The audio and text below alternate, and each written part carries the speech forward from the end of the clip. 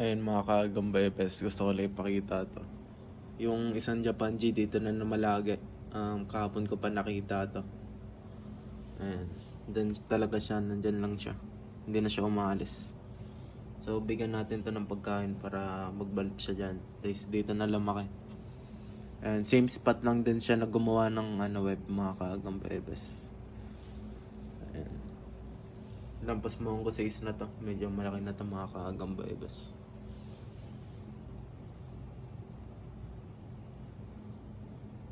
Ewan ko lang kung kita ba. Medyo malabo kasi. Basta yan mga kaagang bebes.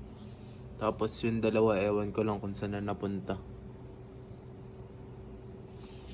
Hinahanap ko din yung dalawa mga kaagang bebes eh.